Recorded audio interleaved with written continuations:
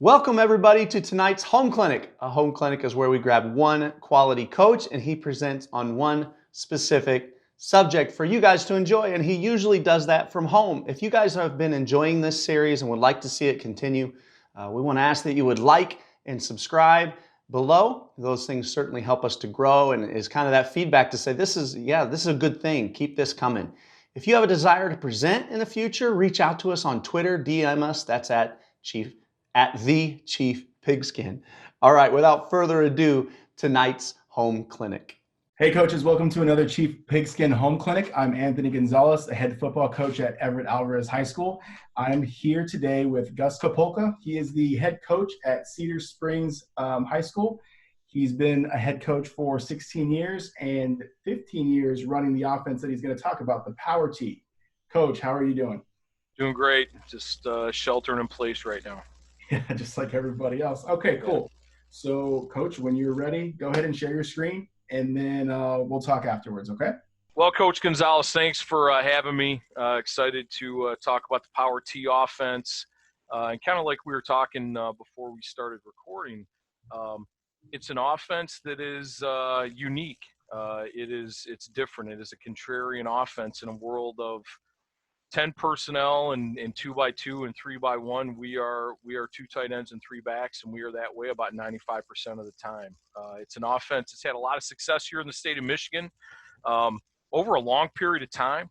And it's now starting, I think because of the internet, it's starting to kind of get out there in different places and talk about some coaches in Alaska and Minnesota and Wisconsin running this offense and having success, state championship level success.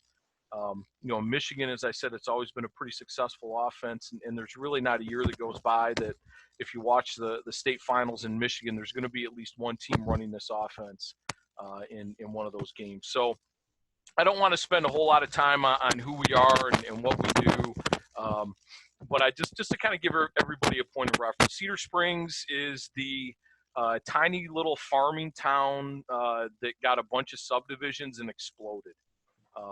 It's a school that back in the 1960s or 70s probably had 300 or 400 kids in the high school.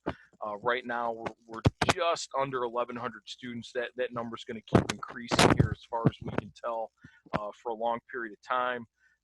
And because of that, we have kind of a neat mix of kids where we have about a third of our kids are subdivision kids that live in really nice big 3 and 4 bedroom ranches with 3-car garages.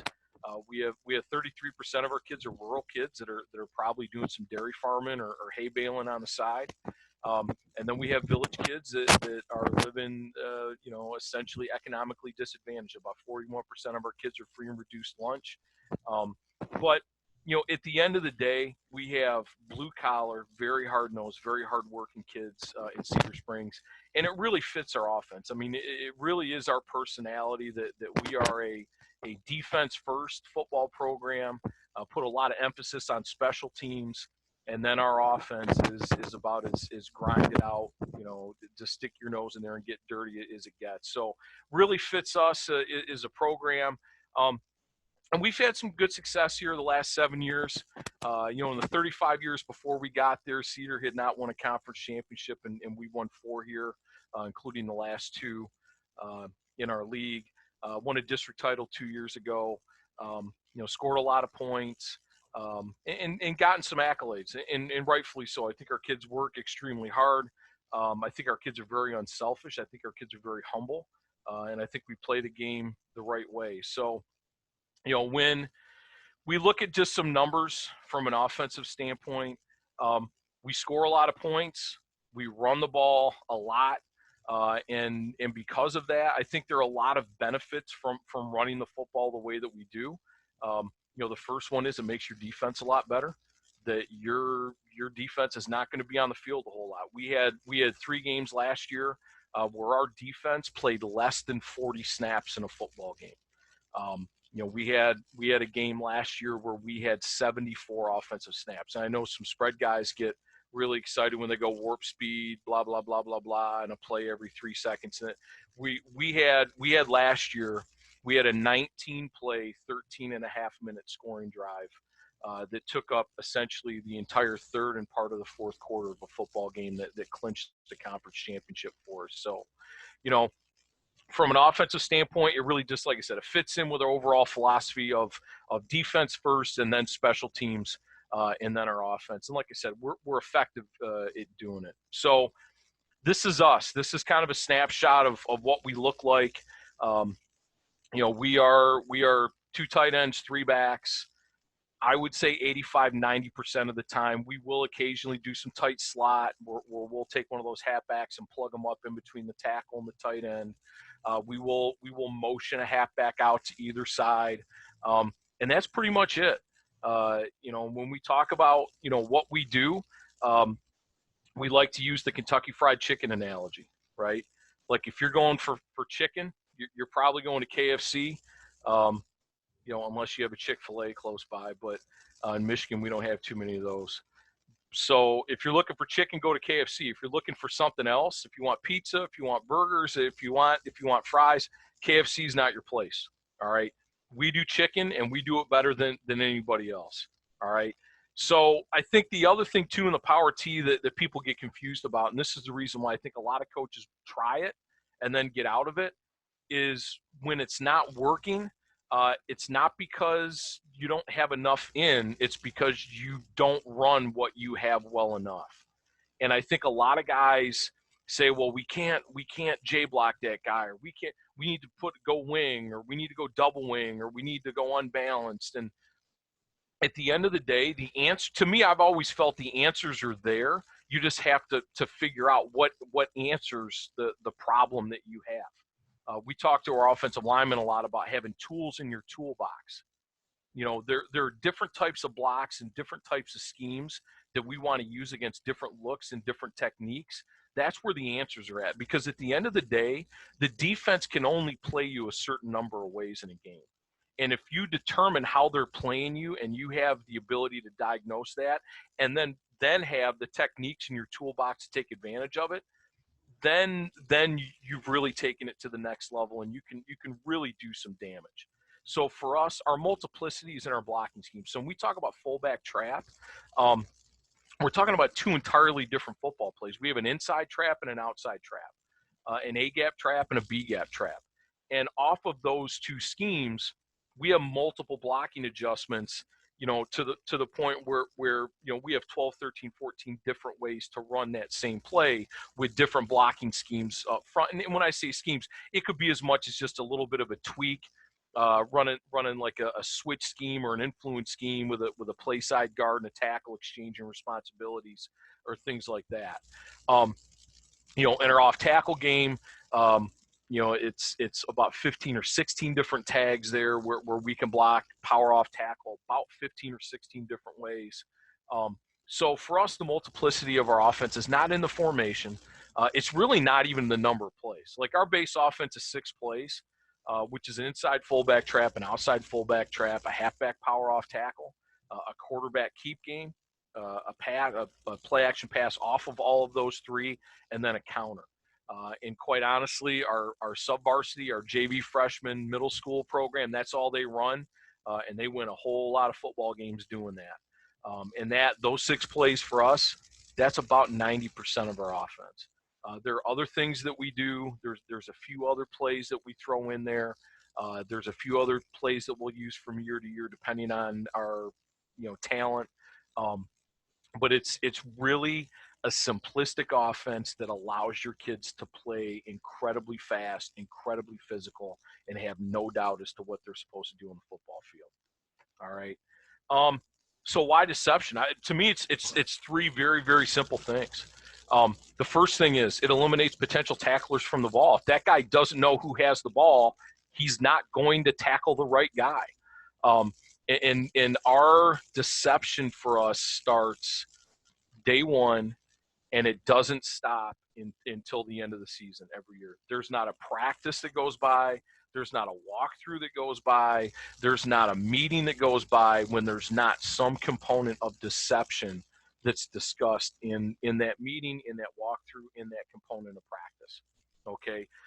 The second thing that it does is that it creates doubt in the minds of the defense. Hey, I'm a linebacker. My coach has told me that guard pulls, it's going to be this. Will I start to go to where my coach told me, but I see a guy running very hard away from me and it looks like he has the ball? Where do I go? Or better yet, you run a sucker scheme with your guards in the offense with guys going the opposite direction. And then the next play, come back and run a base play with a guard pull in the proper direction. Now you've got some doubt. Now you potentially get that guy off his read. You get him to play slow when your guys are playing fast. Okay. And then the last thing is we don't have to account for guys in a blocking scheme. Like if you're a condensed down formation and you run a power off tackle, how do you control the corner from folding in to the play? Okay. We have to hold him with action. We have to hold him with deception. Okay. So that's a guy that we don't have to account for that corner folding in, or we don't have to account for, and this blows people's minds all the time. There are a lot of plays we don't account for the play side linebacker. Okay. We'll run a fullback trap 9 times out of 10 because of who we are and how we play. That play side linebacker is a C-gap player to the play side. And if he's not, we'll run power off tackle every play the rest of the game because they're a guy short. And we'll see that on film. All right. So, our philosophy of deception is it starts with an unselfish attitude. We talk to our kids, and I think, part of the culture of our program, and this is something that we talk about on an everyday basis, is you can't win championships until you play harder for your teammates than you play for yourself. Okay. And there's no more unselfish thing to do, I think, in a football game other than blocking than to run without a football and get tackled by somebody when your teammate has the ball and he gets to run for a touchdown. So, everything fits into the philosophy of our program, our culture, what we believe in. So deception, it fits right in. The other thing too, if you're a running back and you don't want to fake, you don't get to play because we don't have any wide receivers. We can't hide you anywhere, right?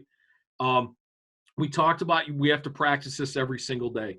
And as a matter of fact, I have a coach on my staff at the varsity level. When we go offensive team or any group team, his only job is to coach deception. Okay. And one of the things that we'll do is we'll take cones and we'll put cones between the numbers in the hash and in the middle of the field, 30 yards downfield. And what that means is we should have 3 guys every play sprinting and turning around the cone and jogging back to the huddle. All right. Now, we don't do that every day, but the kids know that if the cones go out, that means the deception on the practice film the night before was not up to our standards. Okay. So very quickly, they understand that if the deception's not down the field with energy, we'll get it. All right. Energy and eyes is something that we'll come back to, but I honestly have found the most important thing when it comes to deception in football is the eyes of the guy that's either faking or carrying the football. And we'll talk about that in a second. The other thing, too, is that schematically, the first 3 steps of every play in our base offense looks identical. Okay? Our backfield action is identical. Our front side action is identical. And we're always pulling a backside guard on our base stuff. Now, there are lots of plays where we don't need to pull that guy. There are plays where we can do some different things in the backfield. But the 6 base plays that we talked about, they are going to look absolutely identical for the first 3 steps. So the idea is we're 3 steps into a play where we know where the ball's going, and the defense still doesn't. Okay? And then the last thing is fanatical dedication of backfield mechanics. Our quarterbacks need – when we look at the type of kids that we have at quarterback, it's essentially the same type of kid that a triple option team would have at quarterback. You need a kid that's a little bit rugged, that can take a little bit of punishment, that's a detail-oriented kid, but a kid that has great footwork, a kid that can pay attention to detail and execute the mechanics over and over and over again. Because to us, if the backfield mechanics are bad or sloppy, we may as well just run power I. Because let's just show everybody where the ball's going because there's no deception anyways. Let's just turn around and hand the ball off. So our backfield mechanics to us, incredibly important. It's really the only major off-season things that we do outside of the weight room with our kids is with our quarterback club, which we'll talk about here in a second. One of the big things that we try to hammer home with our guys is that there's no difference between running with the ball and running without. Okay, and it's a bunch of tiny little things. When we talk about, how we layer our arms, what we do with our fingertips, what we do with our eyes, where's our head at, and we'll kind of walk through that. And these are things I know other T guys do this, some T guys don't. I don't think this is a commonality in a lot of offenses, because I had a friend that went down to Georgia and coached ball, and he had played in Michigan and played for a power T coach. And he's like, man, he goes, you got to come down to Georgia and run this, because they think Delaware wing T is really deceptive. And I'm like, and Delaware, is with the Buck series is deceptive, and you get tackle trap and stuff like that. But I really think this is something that sets, especially really good power T teams, apart. Is a deception that we have. So one of the first things that we'll do is what we call a mirror drill, which is literally we have our guys stand in front of a mirror in the locker room with a football in their arms, and they're going to stack their forearms and figure out how their forearms fit together to create a wall where you can't see behind it. Okay, and then the next thing we'll do is we'll actually have them drop the ball and keep their arms layered and hold it in that position. Okay, just to make sure they know exactly, because you don't want any space, you don't want the ball kind of poking through on the bottom. So that's one of the early drills that we do. The second thing, and we kind of talked about it with the cones, is what we just call long whistle drill. And I tell the backs, I'm like, look, I'm not going to blow this thing dead until I see everybody 30 yards downfield. So early in camp, we'll run a play, and I'll stand there 3, 4, 5, 6, blow it dead, and they better be downfield. And we've even had it years where I'm not real happy with what I'm seeing, and it'll be 15, 16, 17, 18 seconds, and there's a fence at the end of our practice field. I want to see guys ramming into the fence, and I want to see them layered and just bouncing off the fence, just to drive that point home. This is what we do. The black arm pads, have not done this in a long time. Did it probably 15 years ago when I first started, got out of it. I don't know. I felt like we had some ball security issues with it. And went around with my staff on it, and we went back and we require all of our skill guys to wear the old school. They're essentially soccer shin guards. They're the cloth, padding. I call them arm tampons, where you're going to create a big surface, and it's going to be hard for people to see. Now we can't fade them brown, and we can't wrap white tape around them to simulate a stripe. That is illegal. The one thing I will say is that if you do use the black arm pads, make sure that they have the knock-safe symbol, the tag on the inside, because we had a couple of our opponents that made the officials check to make sure that they were legal, trying to get those arm pads off of our kids. And then the last one, which is different, is we use a layered handoff technique for our fullbacks. And what I mean by layered is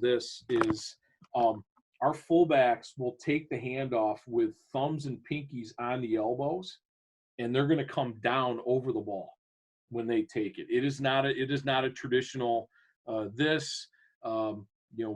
thumb and the sternum and the blocker down on the navel. It is this, and it's a completely different handoff for the quarterback, because it's not a stick it in his belly. It's a pop it up into the layer. Creates a tremendous amount of deception with or without the ball. That's why we do it. But it does take some practice. I know now our halfbacks, they will take traditional handoffs. And that's just because in our keep game and our off tackle game, sometimes this gets a little bit wonky with our quarterback disconnect, and we don't do it. Now there are some T teams out there, they do it. They are layered. on everything. They're even their quarterback when he comes out on his keep fake will layer. We don't do it that way, but it can be done. I do think it is deceptive, but like I said, I do think for a halfbacks, I want it more of a traditional handoff technique there. So how to fake. This is, believe it or not, you got to teach this. It's not something that kids really have an inherent ability that they figured out on their own or something that they're born with. One of the things, and I think this is the most important thing, we talk about energy and eyes. If you don't have the ball, make eye contact with the guy and run away from him. If you do have the ball, try not to make eye contact with anybody. Now, that's hard. Because if you have the ball, guys are coming to jack you, right? And you want to look and see where those guys are coming from. It is really, really hard, but ultimately we've had some really good fullbacks that can be layered. And they're one kid, I said, what's your secret? He goes, Coach, every time I run the ball, I stare at the goalpost. I just stare at that red pad on the goalpost, and I just run straight ahead. And he goes, I kind of just peripherally see. Now, the thing is, if you've got 3 or 4 guys all faking in different directions, he doesn't have as many guys coming at him, so it's a little bit easier, okay? But if you don't have it, you need to make eye contact, like look him in the eye, get your eyes big, and then run away from that guy because he's immediately going to say, well, he's got the ball, okay? So that's, I think it's easier to teach them to make eye contact and to run away than it is to tell a kid, hey, even though you've got the ball and there's 11 guys who are assigned to tackle you, try not to look at anybody. And some kids are good, some kids are not. Our fullbacks tend to be more tailback type kids anyways, and they're the ones that get a lot of big runs, and the really good ones are the ones that have that great eye control. Okay. The other thing, and this is almost more of a freshman JV thing, you got to have your head up, man. If you're faking and your head's down, like, who are you fooling? What guy runs the ball looking at the ground? Okay. So for our young guys, we're always on them when they're fake because they all want to like put their head down. It's like, no, get your eyes up, make eye contact, run away from a guy. Fingertips. A lot of guys, when they layer, they'll go like this and just make fists. Well, I can tell you don't have the ball. But if you are in here and your fingertips, I'm trying to do it when my camera's up high. You want to curl your fingertips. So it looks like you're curled around the tips of the football. All right. So even when we're faking, we don't want to like do this or make fists. We want to curl those fingertips and make it look like we've actually come around a football. And then really the last thing is, and this is once again, this one is hard for young kids to get at first, but after they run a little bit extra for not doing it, they get better at it. Our guys stay wrapped until they know they can score. Like young guys, they're running off tackle, they got that ball, and they all of a sudden, man, they wrap it and it's high and tight. It's like no. That ball stays wrapped until you get to level 3, and it's like you and nobody. And then if you want to unwrap it and you want to go, we do all that, tip to the chin and the 5 points of pressure and all that. We want you to keep it wrapped. And we'll even talk about here in a second, we practice with our kids getting tackled and staying layered, which I think is also really, really difficult. And it might not be right to admit this. We have actually generated some big plays after our guys have gotten tackled and the officials didn't realize who had the ball, that they've gotten up and maybe gained a couple extra yards. Okay. Because they've stayed wrapped. So it's kind of a discipline thing, but it definitely, falls into our whole, not just our offensive philosophy with deception, but also our entire program. So this is just kind of a picture, and you kind of look at it real quick. You see the black arm pads, and you look at it, and I ask this question: is okay? Does he have the ball or not have the ball? Does he have it or not have it? Not. Okay, he doesn't. Why? I can see the ball behind him. Yeah. we see if and we actually I showed this to him because I had him in class. I said, "What's wrong with this Hands picture?" also open He too. said, "Yeah." He goes, "My left arm, the I'm not curled." But you can imagine, we're running fullback trap 15 to 22 times a game. This kid's a 1,000-yard rusher. He's an all-area kid. He's running straight ahead like this. I mean, that's a hard ask, right? I mean, it's like we can look at it as a still picture and determine the ball. This kid right here, and I've got it on film. This kid's an all-conference linebacker. He's lost. This is actually a counter play coming back this way, and he's faking down the midline, and we froze him, and he was not factor on the play. I throw this tackle everybody up there, and we joke about it as a staff. When we hear this, and we don't hear it a lot anymore, we might hear it at the JV freshman level, but if we hear a coach from the opposing sideline yell tackle everybody, it's game over. It's game over. We'll score 50 points. So we're always listening for that coach over there to yell tackle everybody, and when we hear that, we know it's strike up the band, and we'll be out of there early on a Friday night. So talk about being layered. This little bit low, and this was a couple years ago before we went back to the black arm pads. But he's in the open field, and he's still going to keep it wrapped. And I threw this picture in here because he's getting tackled, right? We expect our guys to stay layered through the tackle. And two reasons. Reason number one is deception. Reason number two is ball security. And I forget where I read it, but somebody did a turnover study in the NFL on running back fumbles on run plays, and determined that 80% of the fumbles happened when the ball carrier was within 18 inches of the ground, right? Because your natural reaction is when you're going down is to brace yourself.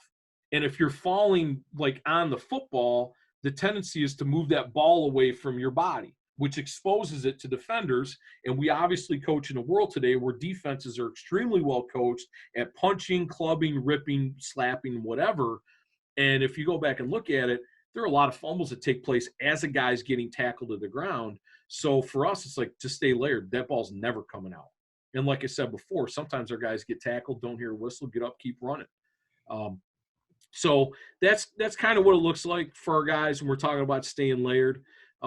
We talk about the first three steps of every play looking the same. And we can look at some film here, probably explains it better than this or a still picture. Our quarterback's it's gonna essentially, if you're a Delaware guy, it's Buck series.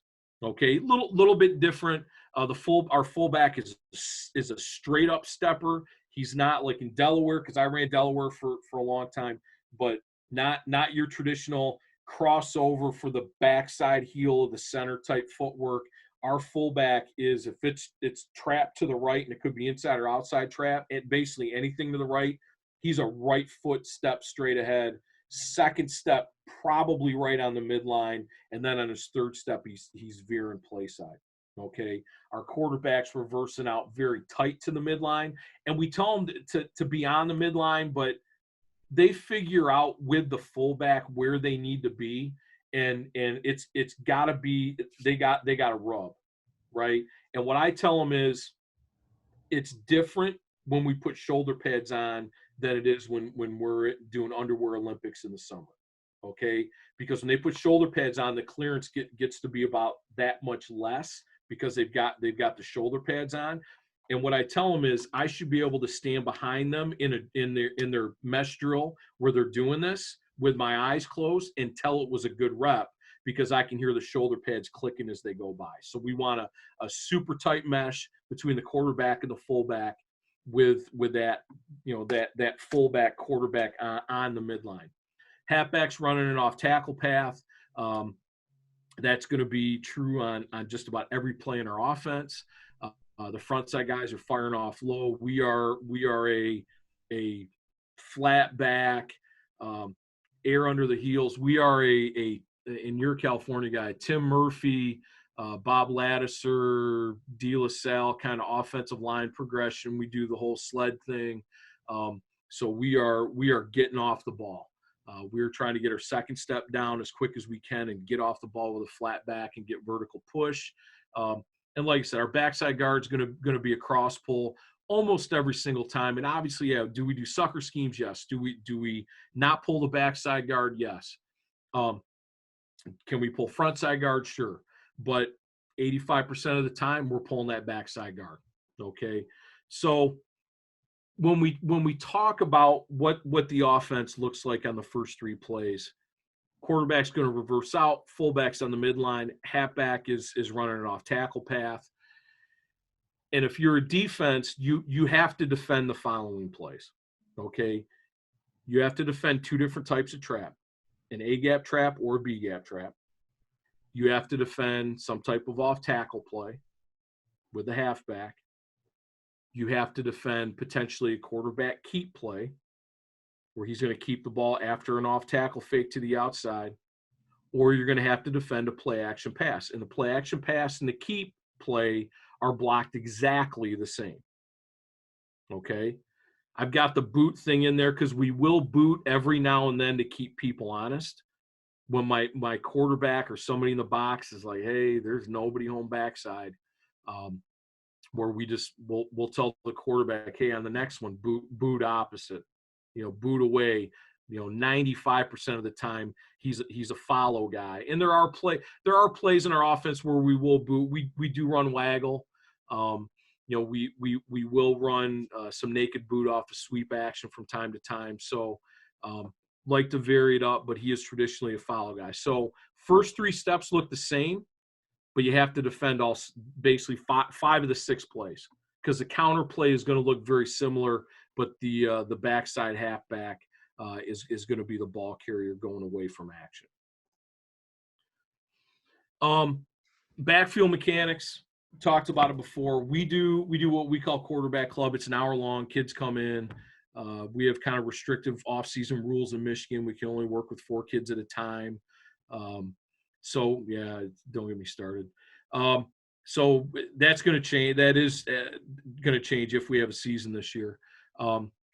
We bring them in, we work them for an hour, and it's 75% is footwork, and it's really the fullback quarterback mesh on trap.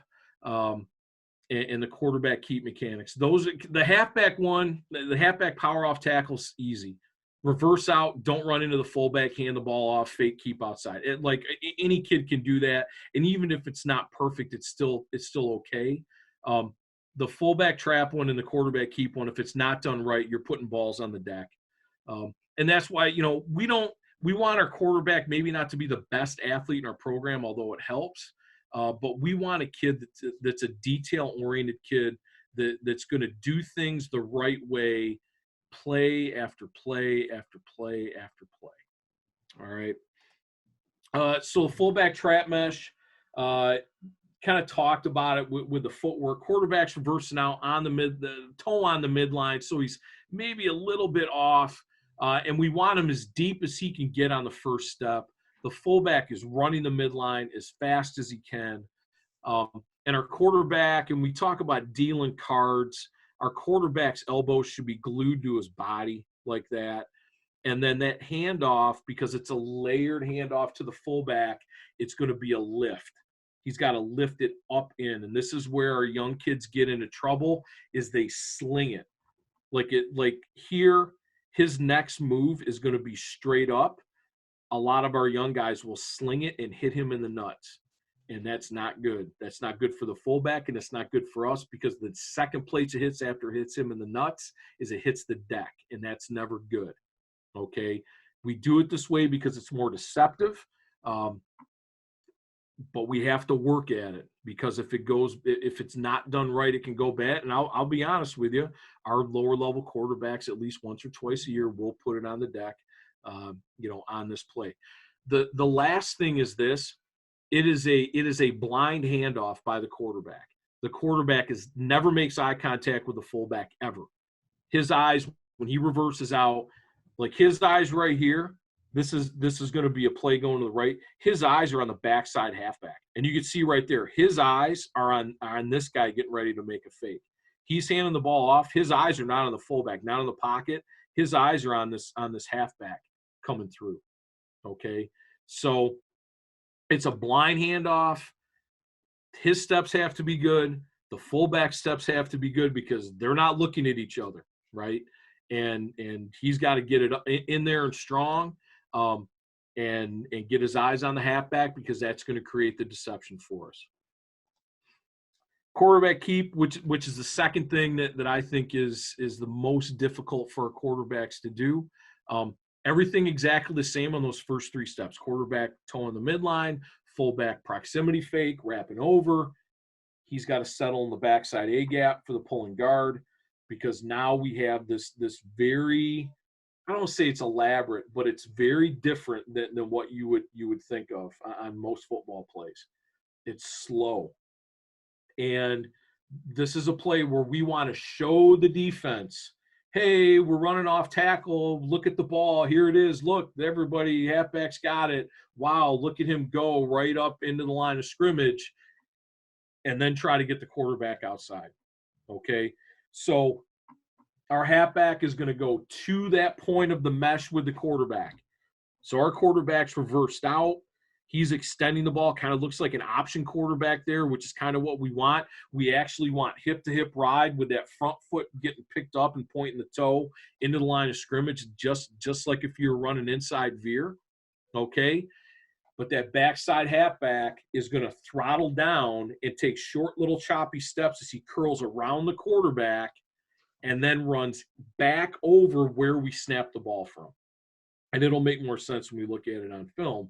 But it is we tell them you have to be fast to, slow through, accelerate out.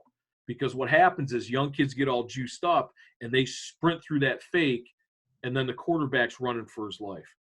What we want is a nice slow ride, get everybody moving to where the halfback's at, and then let the quarterback get out on the edge. Now, the quarterback is that halfback gets to his front hip, is going to disconnect with the ball, all right? Put the ball on his backside hip, and then he's going to snap his eyes inside for 3 steps. Now, the question is, why do you put your eyes inside?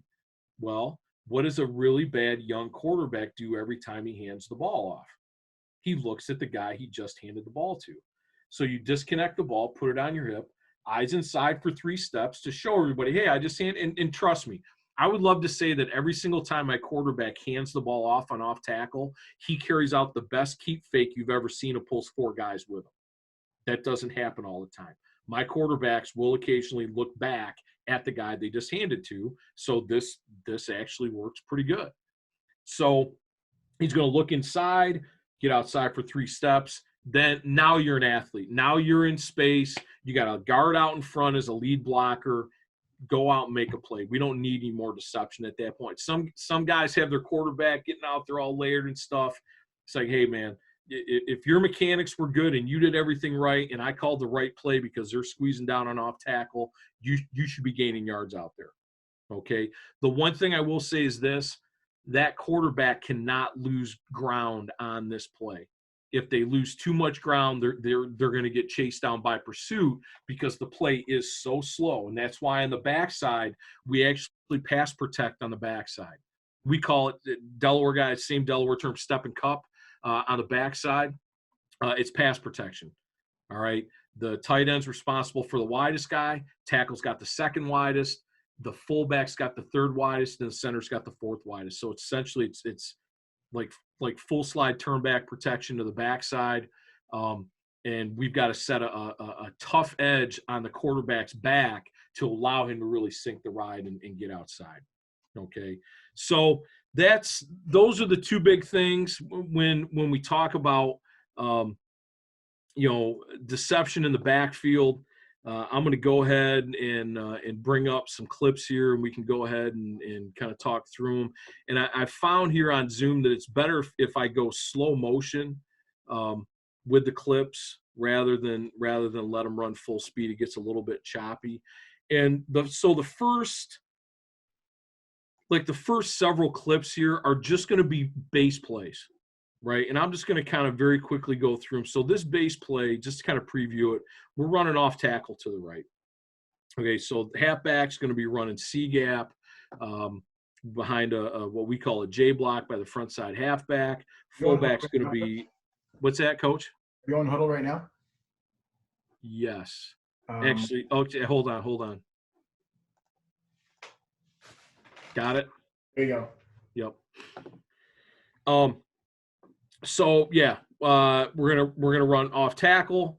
We're gonna get a J block by the halfback, fullback on the midline, quarterback proximity fake, hand off to this halfback coming around, and then the quarterback's gonna fake keep out. We'll just kind of let it run half speed. Just to kind of give you an idea, and then there's some other clips here I can kind of break down a couple deception things that we do. Sit from the end zone.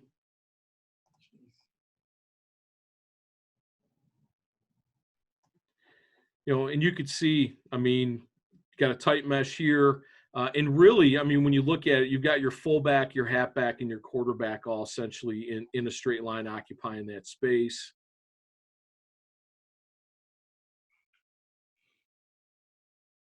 So that's base play. That's day one install, halfback off tackle. So now we've got, this is going to be fullback trap to the left. This is a playoff game. Same thing, fullback on the midline. We're going to get kind of a J block look here. We're going to get an off tackle fake by the halfback, and then quarterback on his keep fake.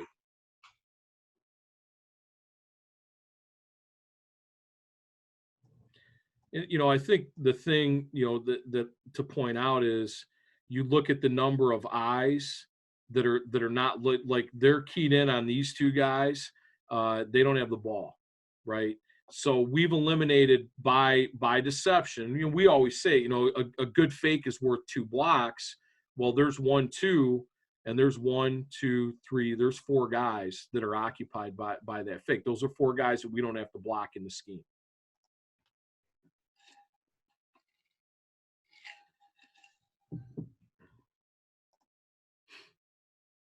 Just kind of give you an idea from coming from the end zone.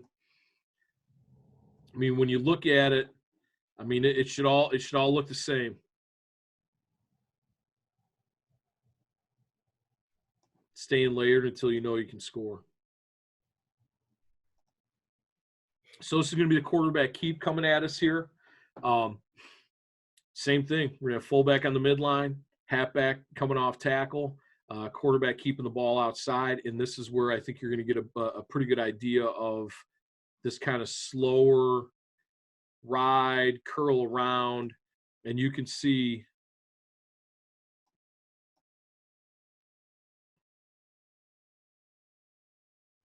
we're holding the Mike linebacker. This is actually the number 13 ranked team in the country this year that we played in the second round of the playoffs.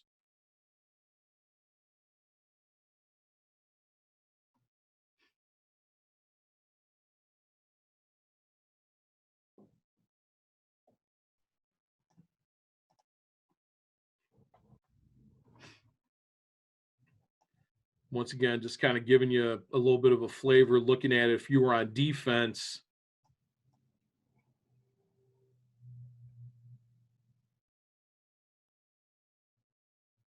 It's hard to tell where the ball's at,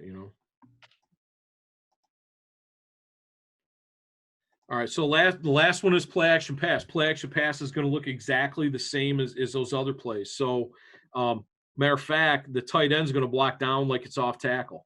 So the tight end is going to block down for a 2 count and then run a little 3-yard just kind of bounce to the flat. The front side guy is going to run out here kind of like he's going to J block and then run a flag. And when you look at the safety in the corner to that side, they're frozen. And then it's too late.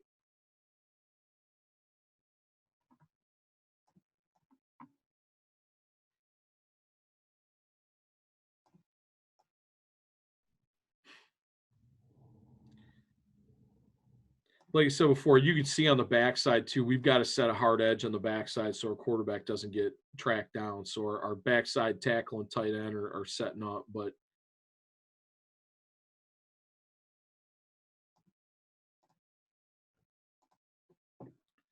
same kind of deal looking at it. And this is a 1st and 10 throw, so it's really a great time to call this. mean, I always say this, I mean, you can have deception not in the backfield. You can have deception with your blocking scheme.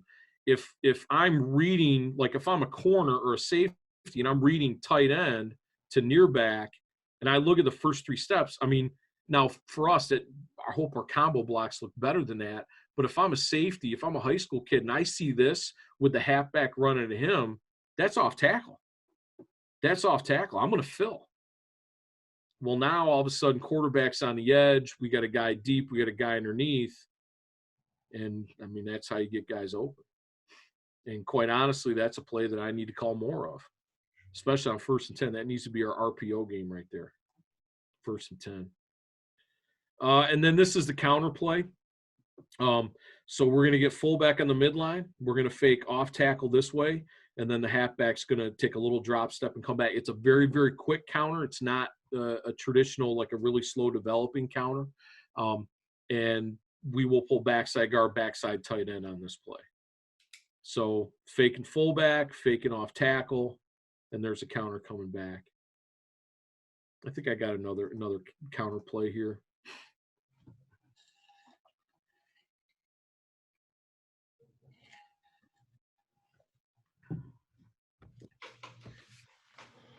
So take a look from the end zone.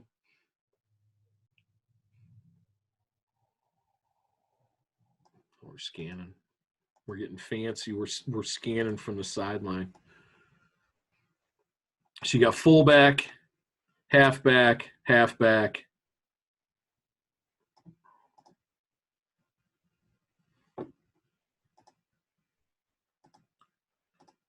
And then if you really want to screw the defense, you run the exact same play, pull the same guys, but let the quarterback keep it naked out the backside.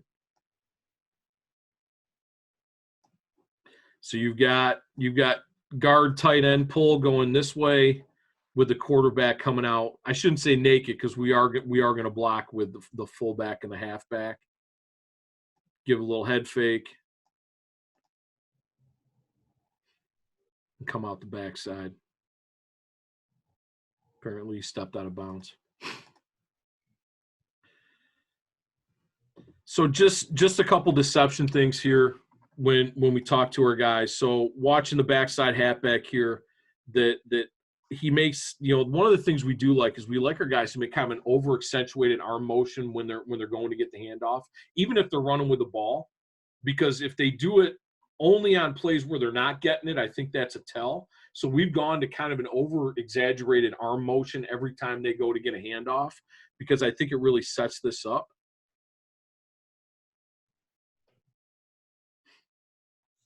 Where, once again, a good fake is worth 2 blocks. We've occupied 2 guys, probably 3 because the free safety's flying to get out of there. It worked out pretty good. This is why we stay wrapped. It's one of our big formation variations, halfback motion. Fullback keeps it wrapped and gets stopped, keeps his feet moving. And you can see 1, 2, 3, 4, 5, 6 guys that are occupied by action. Nobody really knows who has the ball. And our fullback keeps it wrapped, keeps his feet moving, runs through 1 tackle, 2 tackles.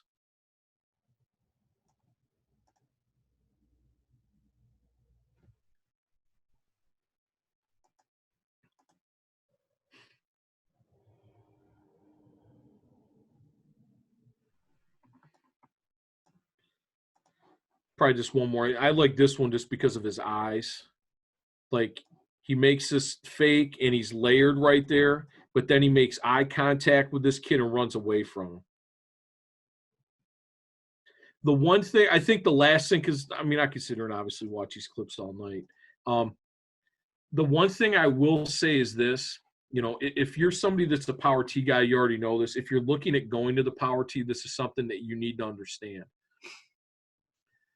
There are teams out there and there are coaches that think a way to break you is to try to break your quarterback. Okay. Your quarterback's carrying out a fake every play, which by rule means that he is fair game. Okay. And we'll have at least, this was that team on our schedule this year. They decided that if the quarterback even was half-assed faking anywhere, they assigned 2 guys to light them up. Okay. Which we get. I don't think it's great football. I don't think it's winning football, but for whatever reason, there are guys that think that that's the way to play. We will tell our guys if the game is if that's the way that they want to play, once you've pulled people away from where the ball's going, throw your hands up and surrender yourself and show that you don't have it. Because now at that point, if somebody comes in and tattoos you, now that's unnecessary roughness. Okay. Now, I will also say that the type of kids that we have, our guys have figured out ways to make that strategy hurt real bad. Like if you're going to come in and try to lay the lumber on us and try to get a little bit chippy and a little bit dirty, our guys have invented, and I think they've passed it on generationally through our program to the next guys coming up, that our guys have developed little techniques to make that strategy hurt real bad for guys that think, hey, I'm going to hit this guy and cheap shot him because he's defenseless, he's carrying out a fake. It's going to hurt for you. But like I said, we'll look at one more. This is, like I said, this is what we do. It's really good stuff. Got that over-exaggerated arm motion again. Looks really good. Layered handoff. He's going to make eye contact. Let's run away. He's pulling that safety with him outside.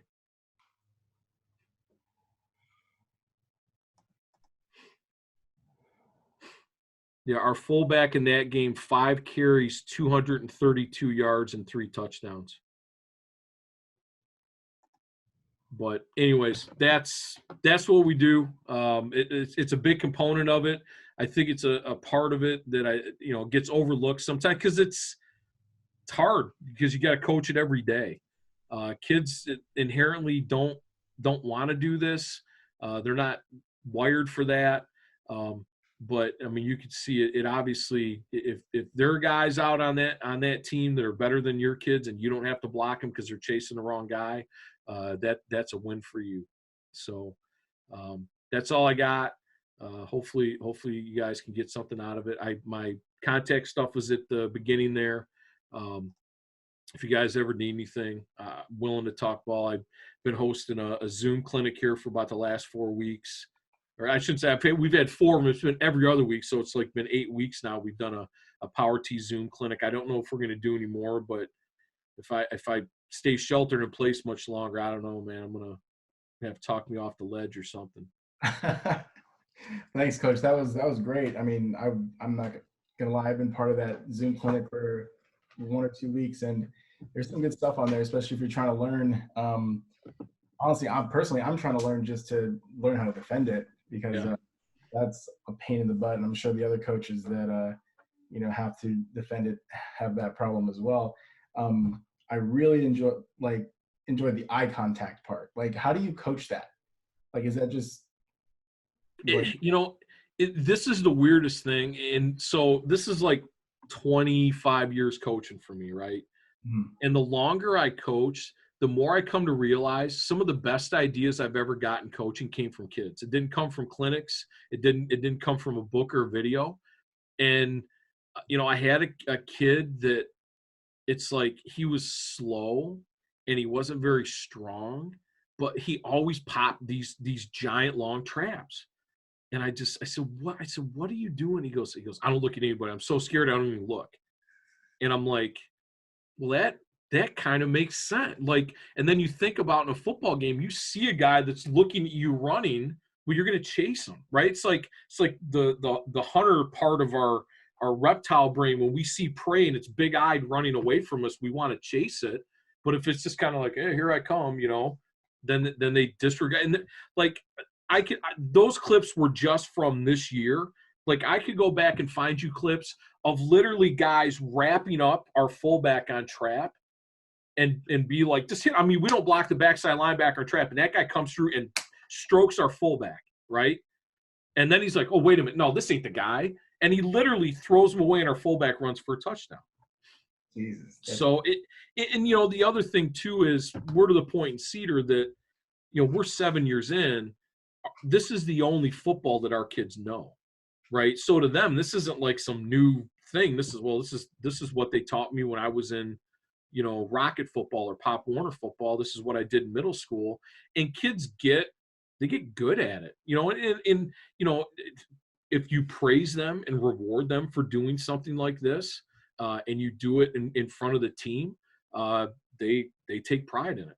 You know, you make it obvious that like the clips I just showed you, I show that to my kids and say, look, there's Zach. He eliminated 3 guys on a fake. Those are 3 guys we didn't have to block. Mhm. So yeah. That's awesome, dude. I got a couple other questions. So you were talking about play variations when you first started. So how many plays do you actually go in to each week with, or like do you install just a certain amount, like maybe All of them. 5, and then all the play variations just go with it? Like All of them. how does that work? Our whole playbook is in play from week, like when we install, and not like the playbook is gigantic. Mhm. Every variation that we have on every play is in every week because we don't know what the hell we're going to see on Friday night.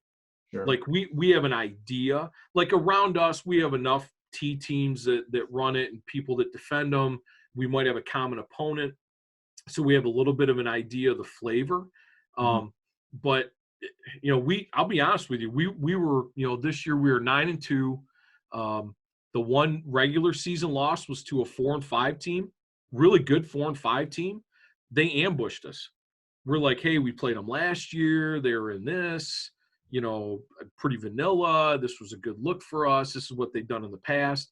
And they came out in something, I don't want to say we were totally unprepared for. It was pretty standard defense that we see, but the way that they had coached it up, the way that their kids executed, you know, they beat us. What did they beat us? 19-15 or 19-14 or something like that.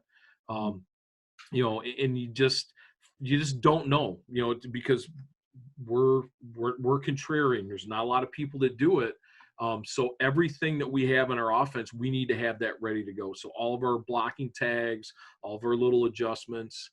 So yeah, we go in every game with the whole shebang. Now, when we get into the game, once we kind of figure out what you're doing, and that's the other thing that with Huddle Sideline or whatever, you know, system you're using, you know, we try to 2 platoon our guys. So, you know, you're in something, we come over to the sideline, look at it on the big screen, make our adjustments, go back out on the next series. I mean, there are times this year it's like playing a freaking video game. Like we're scanning to the sideline. I've got a tablet in my hand with an end zone copy, so I can see exactly. Oh, you're in that shade. Well, I'm going to run trap over here. Mhm. I mean, it's almost. I mean, you hate to say it. Like we're fortunate. You know, we fundraise and our community is really behind football. And we got all the stuff, right? The only thing we don't have right now is a smoke machine and a big inflatable thing to run out of, right? But we got everything else. And it's like we have some other schools around us that are, you know, city schools. They don't have none of that stuff. Well, that's not fair, Mhm. right? Right. You know, so you know, there's a part of me that's like, don't get me wrong, I love having it. I mean, it's amazing, but it's, man, if you have it and your opponents don't, I think that's a advantage. Yeah, you're right. That replay system is definitely a game changer, man. So I'm gonna sign us off. Do you have anything else to add or anything at all? No, like I said, guys want to hit me up. I'm on Twitter. I had all my contact there at the start. Love to talk ball. Love to talk power T. Love the fact that guys in different parts of the country are starting to kind of get on board with it. And like I said, I there's part of me that wouldn't mind moving to another state where they've never seen it and get a chance to run it. But yeah, love football. If you want to talk ball, hit me up. Thanks, Coach. Appreciate you coming on and spending some time with us and talking some power to you. Really appreciate it. Yeah, right on. Thank you. Hey coaches, please like and subscribe so you can stay up to date on our most recent videos for our YouTube channel. Also, make sure you check out our online clinic at clinic.chiefpigskin.com. Thank you guys, appreciate you.